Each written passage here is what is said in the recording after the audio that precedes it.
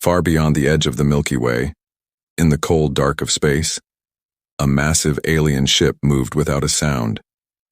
It was called the Veyron Scout, and it belonged to the Galactic Council, a group of powerful alien species who had explored the stars for over 10,000 years. The ship was huge, almost the size of a small moon. Its metal skin was dark blue and silver, and thousands of small lights blinked across its surface like tiny stars. Inside, hundreds of alien crew members worked quietly at their stations, watching screens and checking data.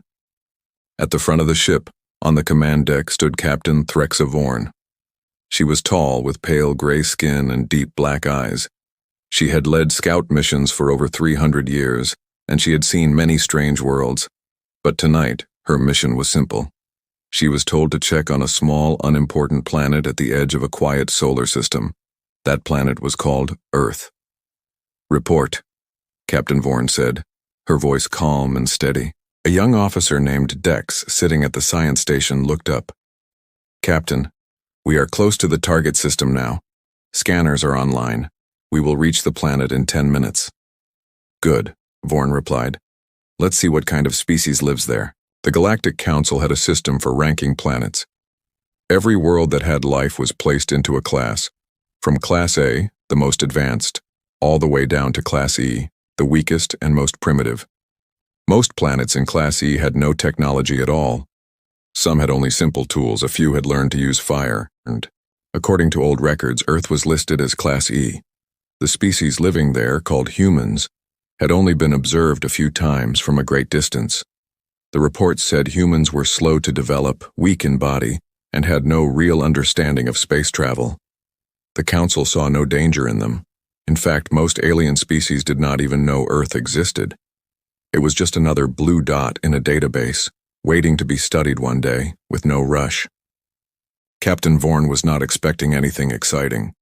This was supposed to be an easy mission. Fly in, scan the planet, record some basic data about the species, and fly back home.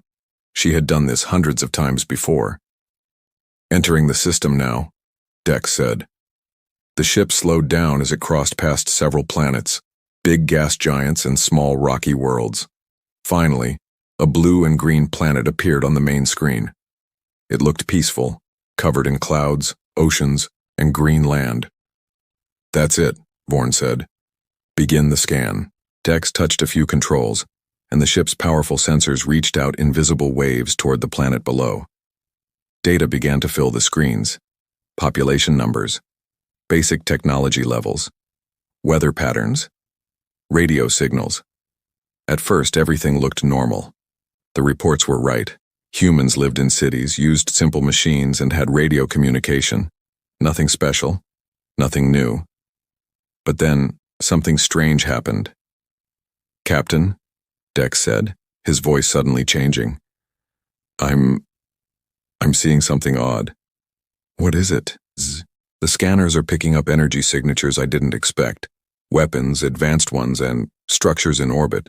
Small satellites, but built with strange materials. Materials that shouldn't exist at their technology level." Vorn walked over to the science station and looked at the screen herself. Her eyes narrowed. "Are you sure the scanners are working correctly?" she asked. "Yes, Captain. I checked twice." On the screen, lines of data scrolled quickly. Humans had already sent objects into space. They had built machines that could fly faster than sound. They had created weapons that could destroy entire cities in seconds. And most strange of all, they had learned to split the atom, a type of technology that most Class E species would not discover for another 5,000 years, if ever. "This doesn't make sense," Vorn whispered. She had studied hundreds of primitive worlds during her long career. Species at this level usually lived in small villages. They fought with sticks and simple blades. They looked at the stars and wondered what they were, but never came close to touching them. But humans were different.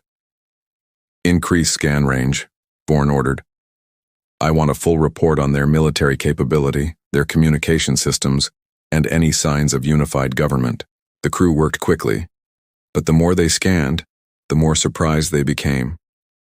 Humans were spread across the whole planet.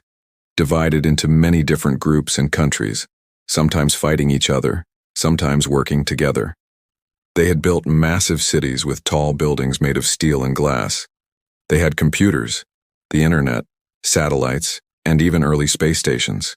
"Captain," said another officer, a communication specialist named Lyra, "I'm picking up thousands of radio and signal broadcasts from the surface. Music, information, entertainment. It's everywhere. Their planet is full of noise." Vorn stared at the screen in silence. In her long life, she had never seen a classy world with this much activity. It was as if someone had made a mistake in the old records, a mistake that had lasted for centuries. "How is this possible?" she said quietly. "Why does no one know about this?" Dex answered carefully. "Captain, the last full scan of this planet was over 800 years ago. Maybe the humans grew faster than anyone expected." Vorn had heard of species growing quickly before, but never like this. Most species needed thousands of years to go from simple tools to space travel. Humans seemed to have done it in a much shorter time, and they were still growing. "Send a message to the Galactic Council," Vorn said. "Tell them Earth's classification needs to be reviewed immediately." "Yes, Captain." While the crew prepared the message, Vorn kept watching the planet on the screen. She zoomed in on one of the human cities.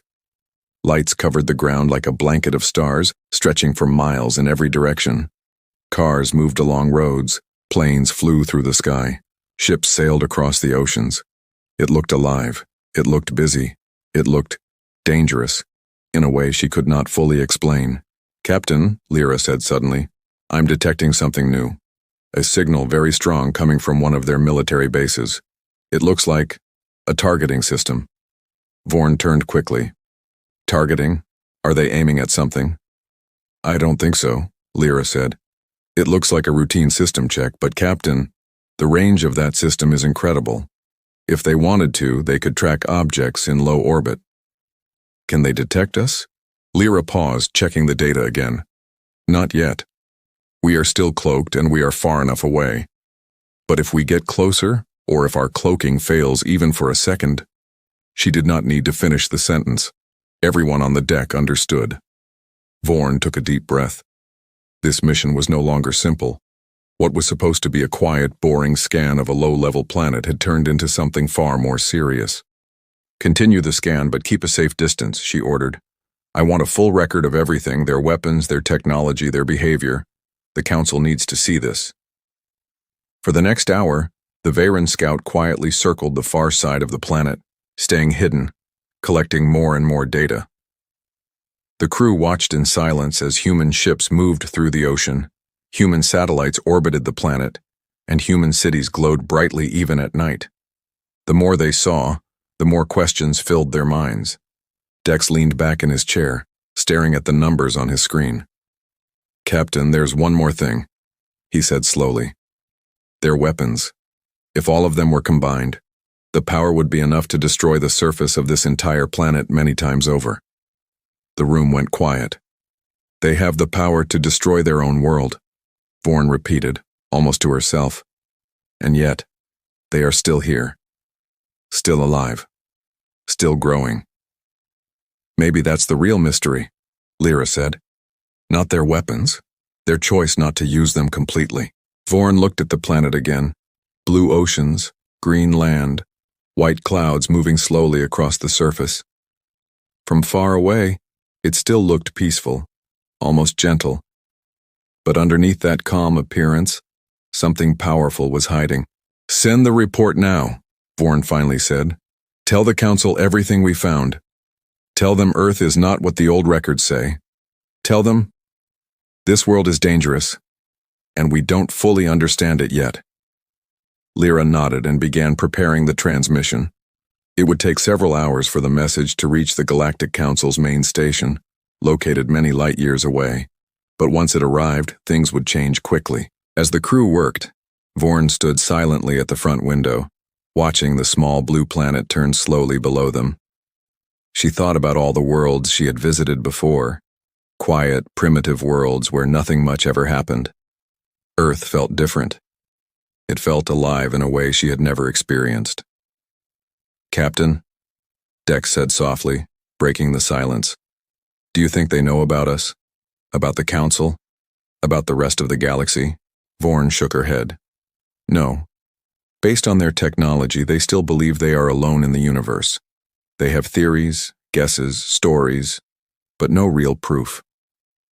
Then imagine, Dex said, what will happen when they find out the truth? Vorn did not answer right away. She kept staring at the planet, watching the lights of human cities twinkle like reflections of the stars above them. Finally, she spoke. If a species can grow this fast, build weapons this powerful, and still choose peace over total destruction, then the day they meet the rest of the galaxy will not be an ordinary day. It might change everything we know about other civilizations. The transmission was sent a short while later, carrying with it images, data, and warnings about the strange blue planet called Earth. The message traveled silently through space, passing stars and empty darkness, heading toward the heart of the Galactic Council. None of the crew aboard the Veyron Scout could imagine what would happen next. They did not know that this single report would soon reach not just the Council leaders, but eventually, through leaks and rumors, other species across many star systems. They did not know that soon, screens across the galaxy would show images of Earth. They did not know that billions of alien eyes on distant worlds no human had ever heard of would soon be watching humanity with growing curiosity and growing fear. For now, the Veyron Scout stayed hidden above Earth, watching quietly, waiting for new orders. Captain Vorn stood at her post, unable to shake the feeling that everything was about to change. She looked one last time at the glowing planet below. Rest well, little world, she whispered. You have no idea what is coming. And far away, at the heart of the Galactic Council, an alarm began to ring as her message finally arrived, opening the door to an event that no one in the galaxy would ever forget. Far away from Earth, at the very center of known space, there was a giant station called Aetheris Prime. This station was the home of the Galactic Council, the group that ruled over thousands of star systems and watched over hundreds of alien species. It was built like a huge ring of metal and light, floating quietly between two bright stars. Ships from many different worlds arrived and left every hour, carrying reports, trade goods, and news from across the galaxy. Inside the station, in a large round room filled with screens and glowing symbols, the council leaders were having a normal meeting. There were 7 of them, each one representing a powerful species. They talked about trade routes, new discoveries, and small conflicts between minor worlds. It was, for the most part, a quiet and boring day. Then, an alarm rang. It was not a loud alarm, just a soft chime, but every leader in the room turned their head at once. This alarm meant a new report had arrived, one marked as urgent. A tall alien named Chancellor Wraith Solon, the leader of the meeting, looked at the screen in front of him. His skin was a deep purple color, and his eyes glowed faintly, a sign of his species' long life and wisdom. "Show me the report," he said. The screen changed, showing the message sent by Captain Vorn from the Veyron Scout. Words and numbers filled the display, along with images of Earth taken from orbit.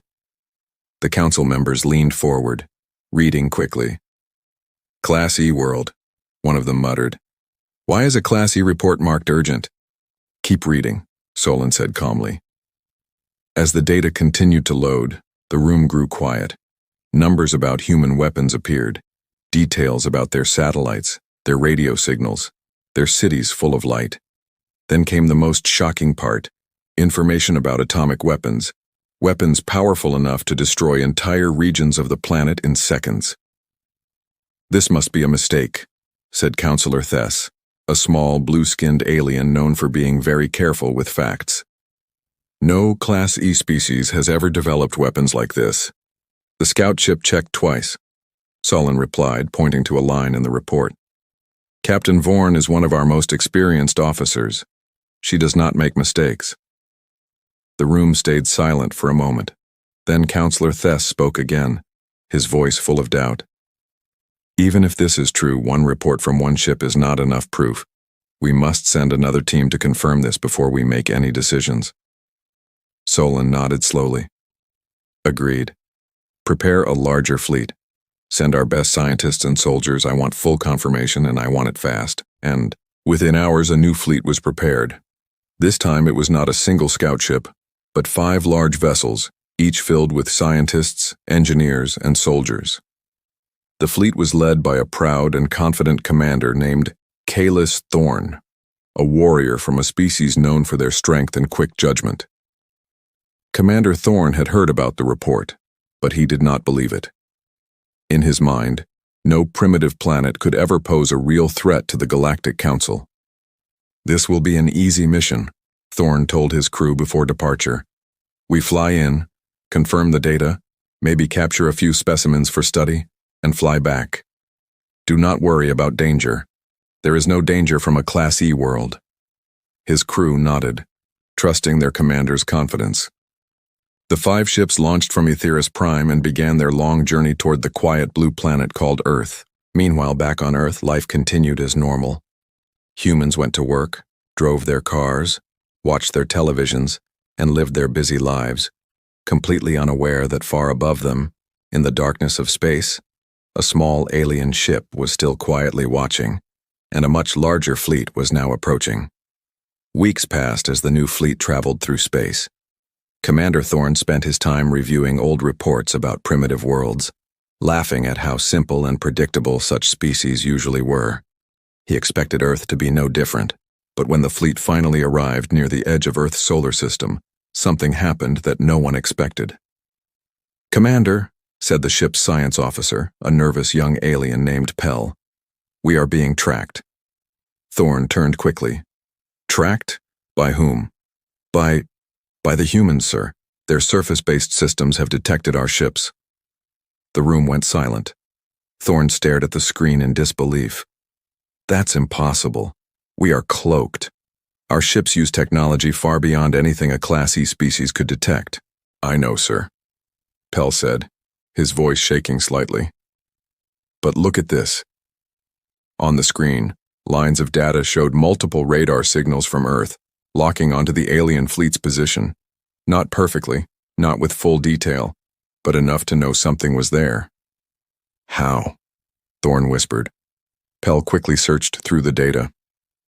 "It seems they built a new detection system recently, sir. Very recently. It uses a method of tracking gravity disturbances, something we did not think a Class E species could invent for at least another few thousand years." Thorn's confidence, once so strong, began to shake. "Send a message to the Council. Tell them the humans have detected our fleet." As the message was prepared, another officer called out from across the room. "Commander, we're receiving strange signals from the surface. It sounds like military communication. They are preparing something." "Preparing what?" Thorn asked sharply. "I'm not sure, sir, but their tone, it sounds urgent, like they are getting ready for a possible threat." Thorn stood in silence for a moment, staring at the blue planet on the screen. It looked so peaceful from a distance, yet everything about this mission was becoming stranger by the minute. "Bring the fleet to a safer distance," he ordered. "I want full analysis on their military capabilities before we proceed." For hours, the alien scientists studied Earth's defense systems from a distance. What they found shocked them even more than the first report had. Humans had submarines hidden deep beneath their oceans, capable of firing weapons without warning. They had satellites in orbit watching their own planet for threats. They had fast-response military units ready to act within minutes of any danger. "This is not the behavior of a primitive species," Pell said quietly. "This is the behavior of a species that has learned through experience to always expect danger." Thorn frowned. "What do you mean?" Pell hesitated before answering. "Sir, I studied their history data during the transmission. Humans have a long history of conflict with each other. Wars, disasters, disagreements. It seems this constant struggle has made them very good at defending themselves and very quick to prepare for danger." Thorn thought about this for a long moment. In his own species' history, most species, after learning about the vast size and mostly peaceful nature of the galaxy, became relaxed, trusting the Council to protect them. But humans had never known about the Council. They had never known about peace between the stars. They had only known survival on their own world, and it seemed that experience had shaped them into something the Council had never truly seen before. Send another update to Aetheris Prime, Thorn said finally. Tell them Earth is not simply a Class E world with strange weapons. Tell them their species reacts with speed we have never recorded before. Tell them we may need to reconsider our approach entirely.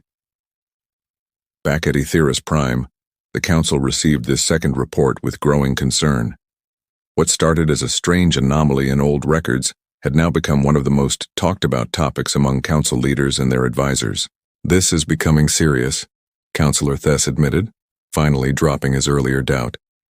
If a Class E species can detect a cloaked fleet and respond within hours, we must ask ourselves, what is really happening on that planet?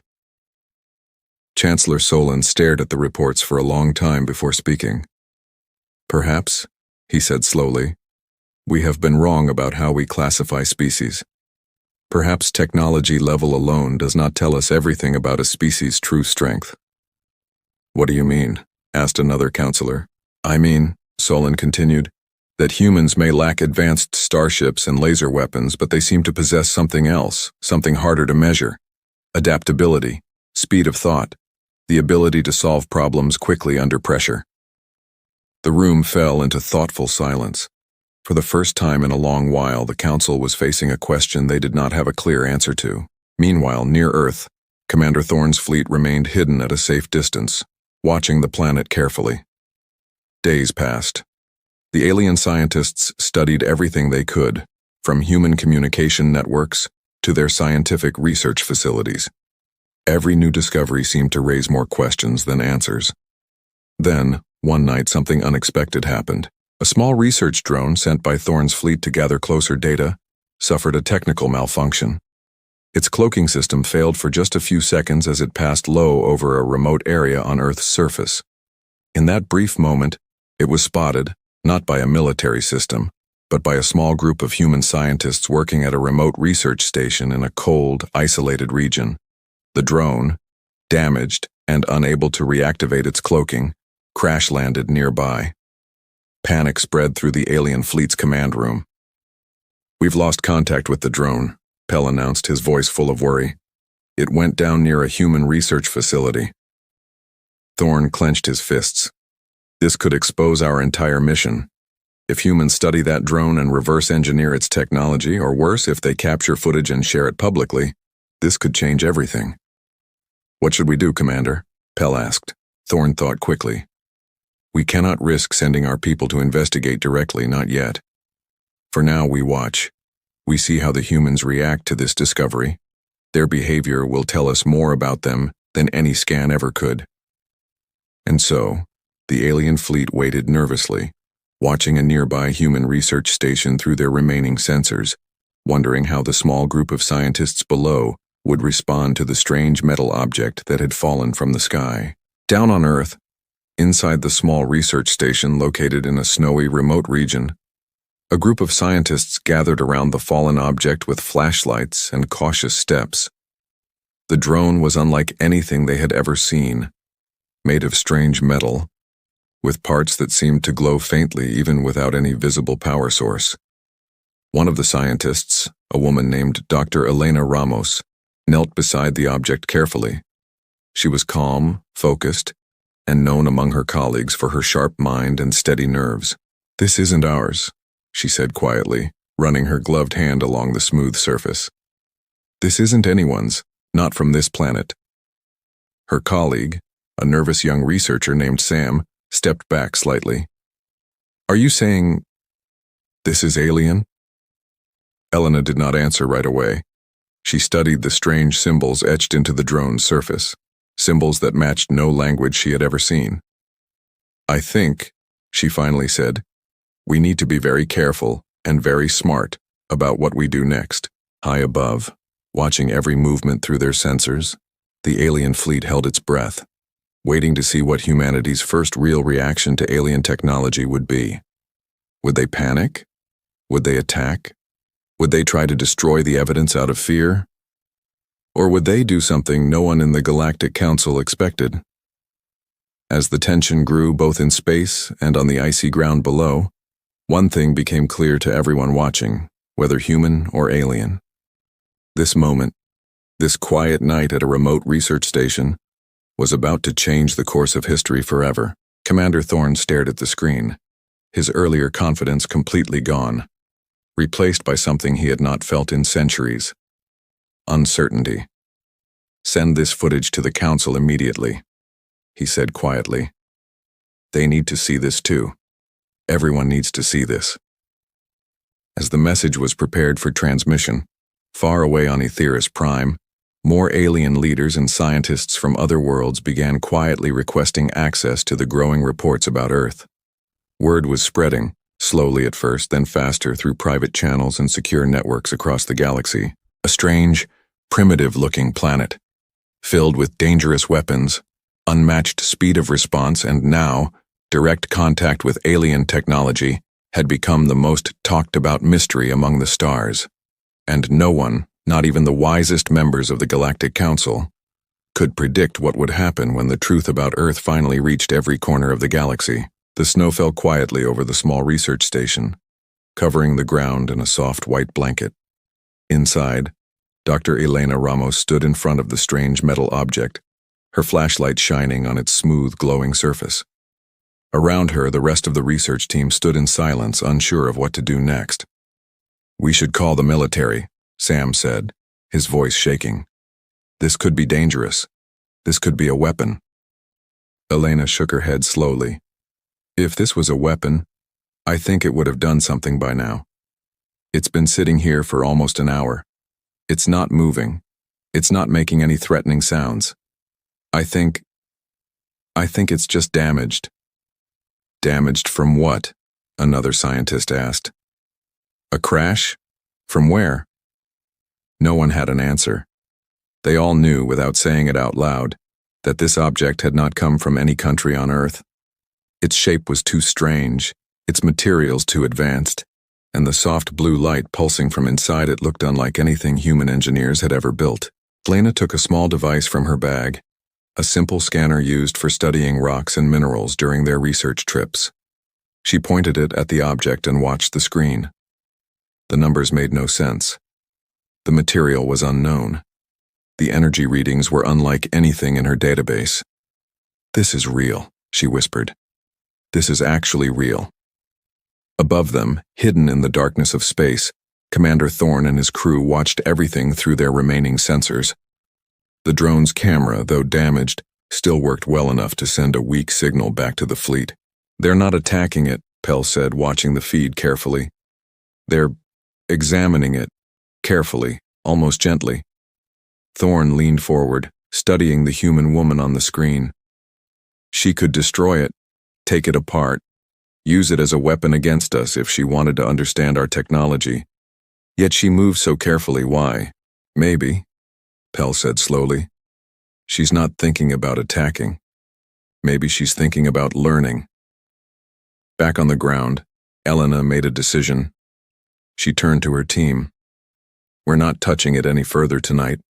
We'll document everything, take photos, keep a safe distance, and call in specialists in the morning. If this is truly not from our world, then destroying it or handling it carelessly could be a terrible mistake." Sam frowned. "You mean, you want to protect it?" "I mean," Elena said firmly, "if something crashed near us that didn't come from our world, causing damage to it now could ruin the only chance we might ever get to understand it, and whoever sent it." The team agreed, setting up a simple perimeter with lights and cameras to keep watch overnight without disturbing the object further. As the hours passed, nothing else happened. The drone remained still, its lights slowly dimming as its remaining power ran low. Elena stayed awake most of the night, sitting a short distance away, simply watching. At one point she spoke quietly, almost to herself, though she suspected deep down that someone or something might be listening. "If you're out there," she said softly into the cold night air, "and if you can somehow hear this, we're not going to hurt you. We don't know who you are or where you're from, but we're not afraid. We just want to understand." High above, the drone's audio sensor, though damaged, picked up her words and sent them faintly back to Commander Thorne's fleet. The command room fell silent as her voice played through the speakers. Thorne stared at the screen for a long time. In his many years of service, he had seen countless first encounters between the Council and newly discovered species. Almost every single one ended in fear, panic, or aggressive defense. Species who suddenly realized they were not alone in the universe usually reacted with terror, sometimes attacking anything unfamiliar out of pure instinct. But this human woman, alone in the cold night speaking softly to an alien object she did not understand, showed no fear at all. Only calm curiosity, and something else, something Thorne struggled to name. Kindness, Pell said quietly, almost reading his commander's thoughts. She's showing kindness to something she doesn't even understand. Thorne did not respond right away. He simply watched the screen, deep in thought. The next morning, back at Aetheris Prime, the Galactic Council received the full recording from Thorne's fleet. Chancellor Solon watched the footage carefully, along with the rest of the Council members. When Elena's soft words played through the room's speakers, translated instantly by the Council's advanced systems, a heavy silence fell over everyone present. She spoke to it, Councillor Thess said, clearly surprised. She spoke to a piece of technology she believed might be listening, offering peace without knowing if anyone would ever hear her. This changes things, Solon said slowly. Every report we have discussed so far shows a species capable of great destruction, quick response to danger, and remarkable technological growth. Yet here, in this single quiet moment, we see something else entirely. Compassion, patience, a choice to protect rather than destroy, even when fear would have been justified. The room stayed quiet for a long moment, each council member considering the meaning of what they had just witnessed. Word of this event spread quickly beyond the closed doors of the council chamber.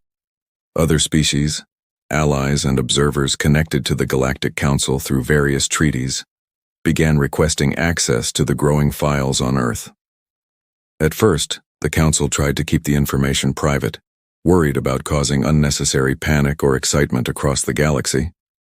But keeping such an incredible story secret proved impossible. Within days, reports about the mysterious blue planet leaked into wider networks. Alien scientists on distant worlds began sharing theories. News channels on advanced planets, always hungry for exciting stories, picked up fragments of the reports and began broadcasting them to their own populations. A primitive world with weapons beyond its level. A species that detects hidden fleets within hours. A being who spoke gently to a fallen alien machine, offering only peace. These headlines spread rapidly, capturing the attention of countless different species scattered across thousands of star systems. Slowly, almost like a spark turning into a wildfire, curiosity about Earth grew into something the galaxy had never experienced before. Widespread shared attention on a single unknown world. Chancellor Solon called an emergency meeting once he realized how quickly the story had spread beyond their control. "We can no longer keep this quiet," he said to the gathered council members. "The information is already out. Species across multiple systems are requesting official statements. If we remain silent, false information and wild rumors will only grow worse." "What do you suggest?" Councillor Thess asked. Solon thought carefully before answering. "I suggest we take control of the narrative. We officially confirm the discovery of Earth, share carefully selected information, and allow the galaxy to observe this species properly, through verified reports rather than rumors and guesses." After much discussion, the council agreed. A historic decision was made, one that would change the way countless civilizations viewed the young, unaware species living quietly on their small blue world. For the first time in recorded history, the Galactic Council prepared to open a live, shared broadcast, allowing verified information and updates about Earth to be viewed by any species connected to their network. It was meant to be a controlled, careful release of information. No one expected just how much attention it would receive. Within hours of the announcement, screens across the galaxy, on space stations, on alien homeworlds, inside ships traveling between the stars, began displaying live updates about Earth. Species who had never left their home systems, species who ruled over vast empires, and species who lived quietly on the edges of known space. all turned their attention toward the same small, unaware planet.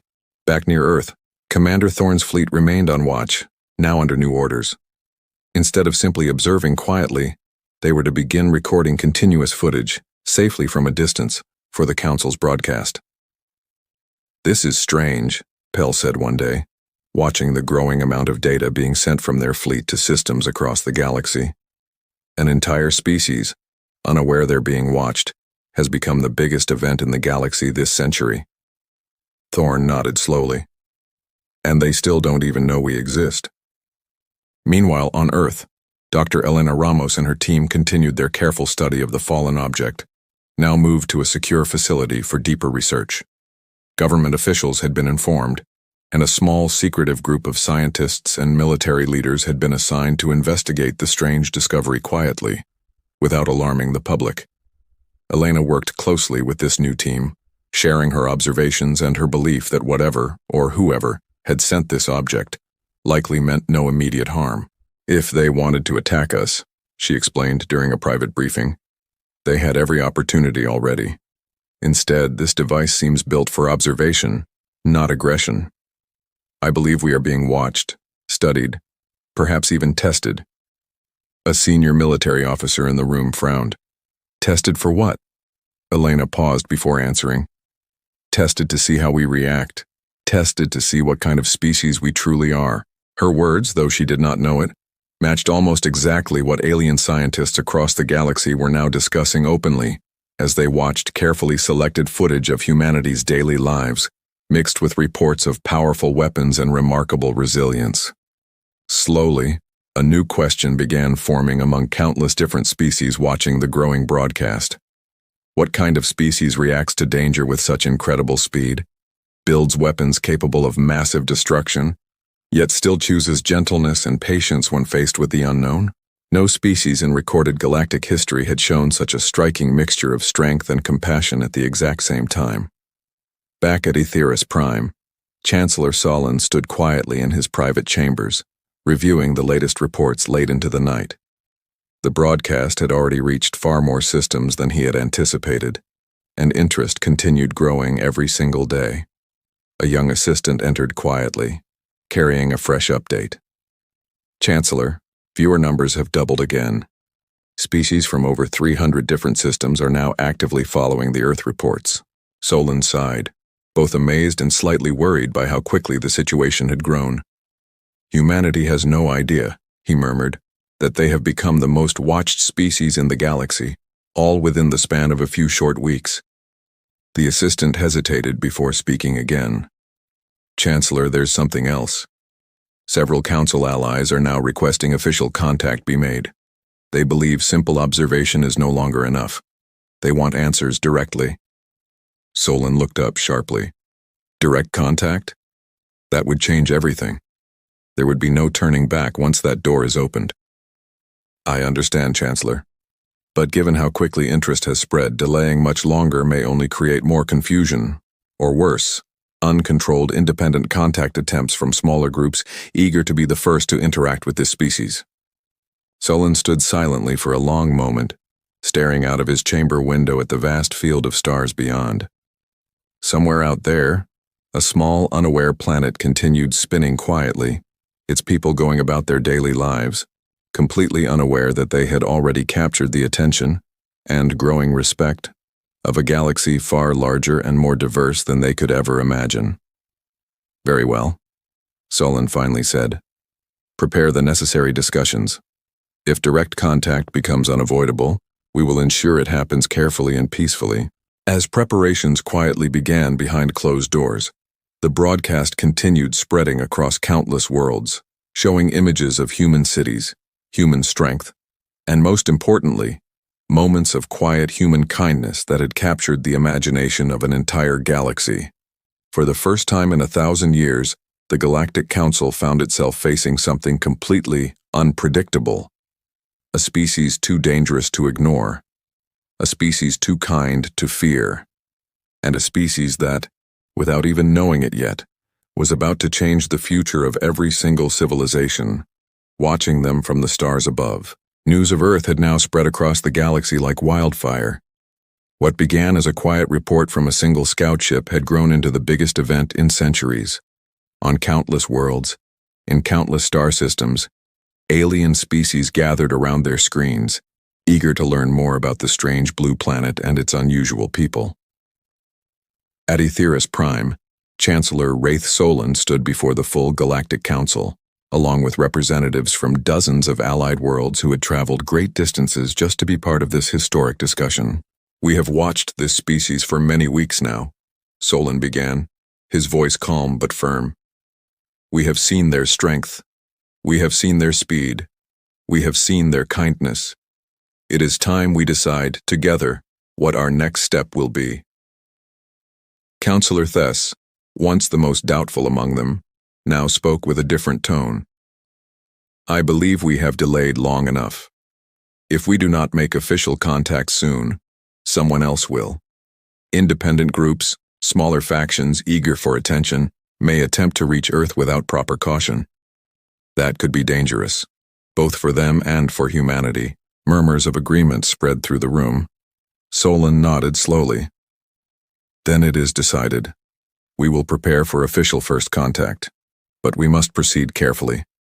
This will not be like meeting other spacefaring species who already understand the existence of a larger galaxy. Humanity believes even now that they are alone in the universe." A representative from a distant ally world raised a question. "How do we approach a species who has never known peace between civilizations, only conflict within their own world? What if they react with fear or worse, aggression?" Solon considered this carefully. "That is why we must be patient and honest. We will not hide, and we will not deceive them.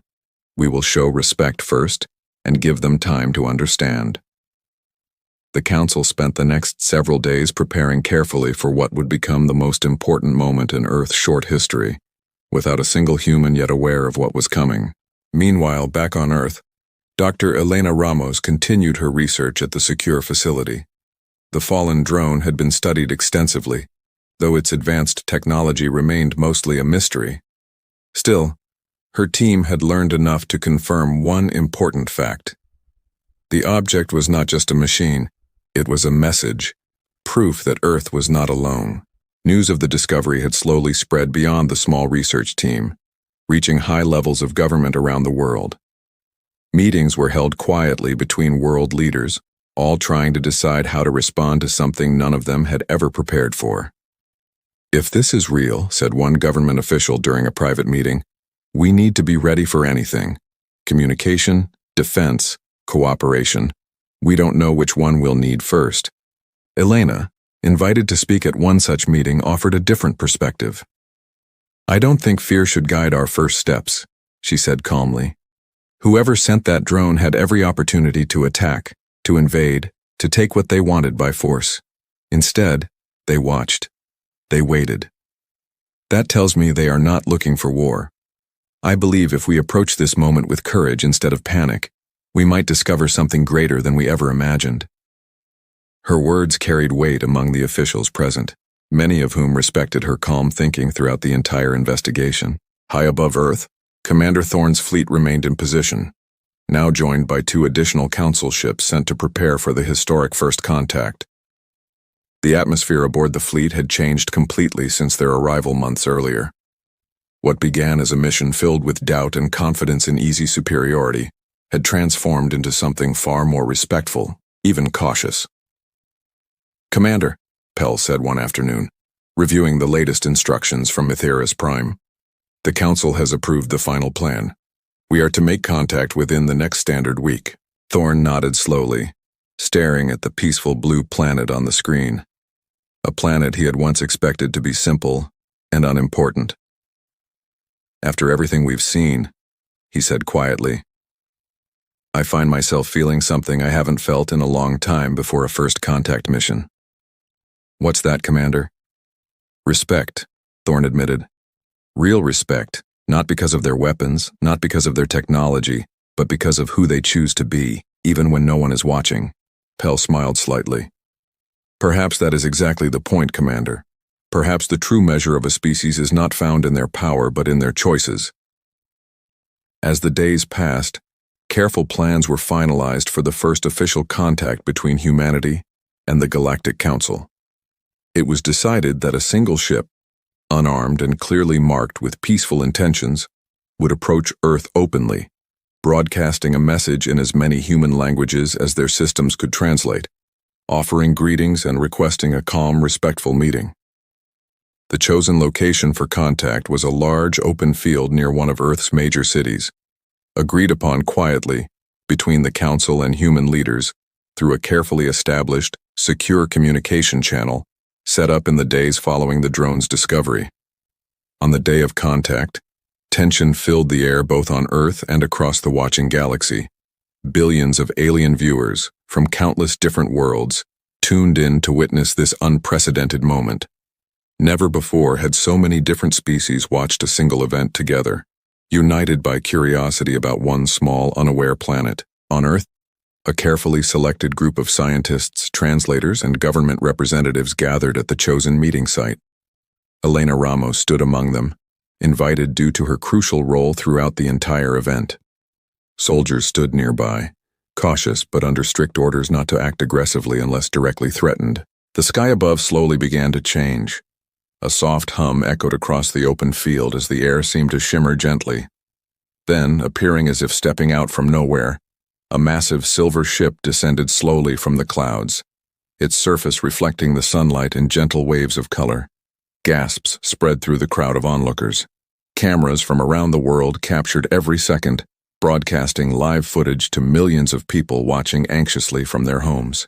The ship landed gently, without any dramatic noise or aggressive movement, settling onto the grass as if it had done this 1,000 times before. For several long moments, nothing happened. The crowd waited, breathless, wondering what would come next. Then slowly, a section of the ship's smooth surface opened, revealing a soft light from within.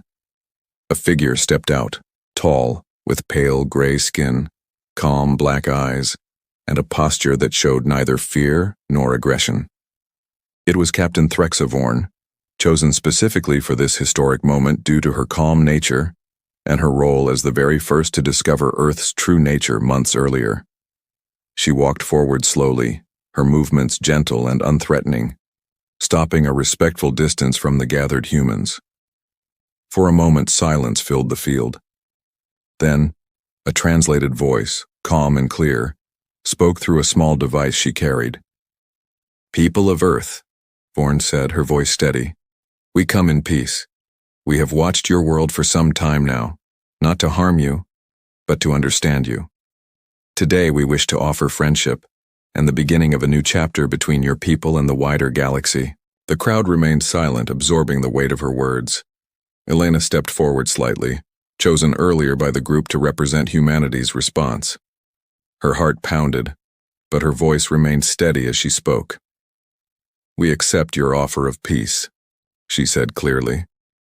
"We do not fully understand everything about you yet, but we are willing to learn, just as you have taken the time to learn about us." Vorn nodded slowly. A gesture she had learned meant respect among many species she had studied. "Then let today mark the beginning of understanding between our worlds."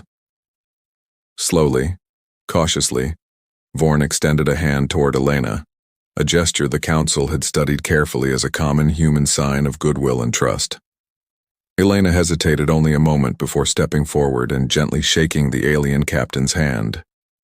Across the galaxy, on countless screens in countless star systems, billions of alien viewers watched this single moment unfold.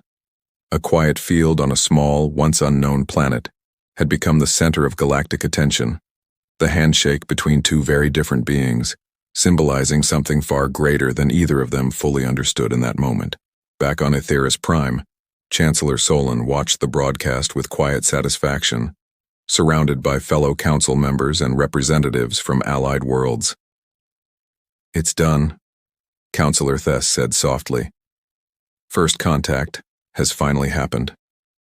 Solon nodded, though his eyes remained fixed on the screen. "Yes, but this is only the beginning. Humanity now knows the truth. The real question is, what will they choose to become now that the door to the wider galaxy has been opened?" Back on Earth, following the initial meeting, Discussions between human representatives and council officials began almost immediately. Questions were asked from both sides, careful explanations given about technology, history, and intentions. The council explained their system of classifying species, admitting openly that Earth's classification would need to be completely reconsidered. "You call us primitive," one human leader said during an early discussion, half amused, half curious. "Yet you seem almost cautious around us." Thorne, present during these discussions, answered honestly, "Your technology is still developing, yes, but your resilience, your speed of adaptation, and your capacity for both great strength and great kindness are qualities rarely found together in any species we have encountered. That more than your weapons makes you worth watching carefully and respecting deeply." Days turned into weeks as careful negotiations continued, slowly building trust between humanity and the Galactic Council. Meanwhile, across the galaxy, interest in Earth only continued to grow. Documentaries were made, discussions held on alien news networks, and countless theories debated about what role this remarkable new species might eventually play among the stars. Commander Thorne, now working closely alongside human military leaders to establish mutual understanding, found himself reflecting often on how much his own view had changed since the mission first began. "I once thought this would be an easy, unimportant mission," he admitted one evening to Pell, as they watched Earth's sunset from their ship's observation deck. "Now, I believe we may have just witnessed the beginning of something that will shape the future of this entire galaxy." Pell smiled. "Perhaps that is exactly why the Council sent us. Sometimes the most important discoveries come from missions we least expect to matter." Back home, humanity slowly adjusted to their new reality. Fear mixed with excitement, uncertainty blended with hope. But through it all, a general sense of unity began to grow, a shared understanding that their small, quiet planet now stood at the very edge of something far greater than anything they had imagined before. Elena Ramos, once a quiet scientist working at a remote research station, had unexpectedly become one of the most important figures in human history, remembered as the calm voice who first reached out to the unknown with kindness instead of fear. Months later, as formal relations between Earth and the Galactic Council continued to strengthen, Chancellor Solon addressed a massive gathering of representatives from across the galaxy, marking the anniversary of humanity's official introduction to galactic society. "When we first discovered this small, unaware planet," Solon said, his voice carrying across countless connected worlds, "we expected nothing extraordinary. Instead, we found a species capable of destruction beyond their years, and yet capable of compassion beyond measure. We found a mirror in many ways reflecting both the darkest and brightest possibilities of any civilization." He paused, looking toward a large screen displaying peaceful images of Earth, its cities glowing softly beneath a calm night sky. "Let this be remembered," Solon continued, "as the day the galaxy learned that true strength is not simply measured by power, but by the choices a species makes when given that power. Humanity chose peace. Humanity chose understanding. And because of that choice, the galaxy will never be the same again." As his speech ended, applause and gestures of respect echoed across countless different worlds, each species reflecting on what they had witnessed over the past several months. Back on Earth, standing quietly outside the research facility where everything had first begun, Elena looked up at the night sky, now filled with new meaning. Stars that once seemed distant and unreachable now represented countless worlds, countless species, and countless possibilities waiting to be explored. She smiled softly to herself, remembering the quiet night she had spoken gently to a fallen alien drone, uncertain if anyone would ever hear her words. Someone had, and because of that simple, kind moment, humanity's journey among the stars had only just begun. This was only the beginning. The galaxy would never see humanity the same way again.